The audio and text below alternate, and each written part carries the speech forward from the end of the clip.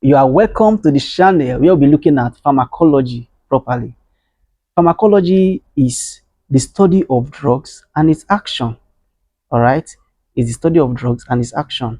Now, what are drugs? Drugs are substances that, when taken in, they alter the physiological or biochemical process in a living organism. Okay, now these drugs, they could be either herbal medicine or the conventional drugs. They could be herbal medicine or the conventional drugs. Conventional drugs, they are your regular drugs which are made of single chemical substances, while your herbal medicines, they are mixed from herb, they are derived from plants. Okay, now quick one, we will be guided by the following objective. We'll look at the fundamental concept of a drug and its various forms, the composition of conventional and herbal medicine.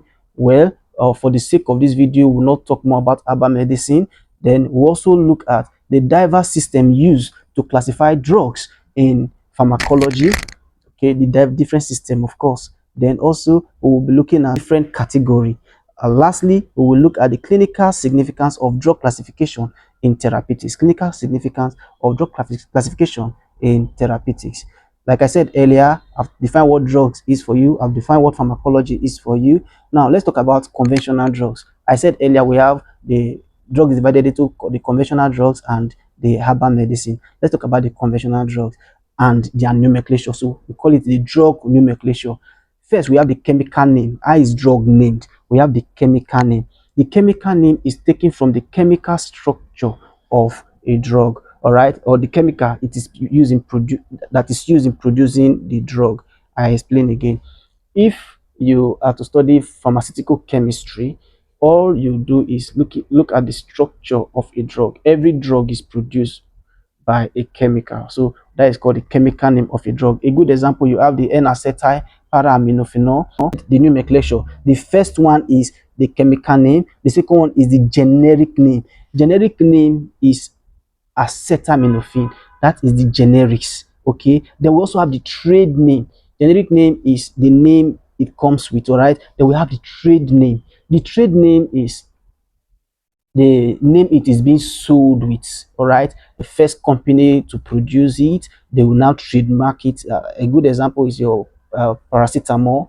All right, yes, you have it as Telenor. So you can get a question like, let's assume a patient goes to the hospital, complain of headache, the doctor writes a prescription.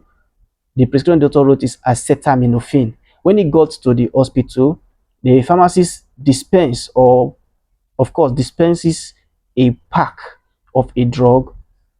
In the pack, it is written Panadol. All right. Now, or let me say, explain this scenario. It's simple. What happened here is that the doctor wrote the generic name acetaminophen. Then, when he got to that place, the pharmacist dispensed a brand of acetaminophen. Brand could be different brand of that generics. Okay, the generic is a standard generics, but the brand could be different brand. Different companies could produce a particular generic. You get understand? Like paracetamol, now we have so many companies producing paracetamol. We have the Emzo. Some people, they don't even know the name of paracetamol. When they go to the pharmacy, they tell you, give me Emzo. They think Emzo is the paracetamol. Some people just tell you, give me M&B. You get, of course, M&B also have other brand, but because they know it's to paracetamol, they just say, give me M&B. So it's a brand of paracetamol. Talking about nomenclature, we have generics and we have brand. So let this come into you. Whenever you see stuff like this, know that there is different between generics and brand, and understand why a particular brand is given when the doctor writes something. When the doctor writes something, you are giving something different from the exact name the doctor wrote. Understand the difference. You can look at a carton.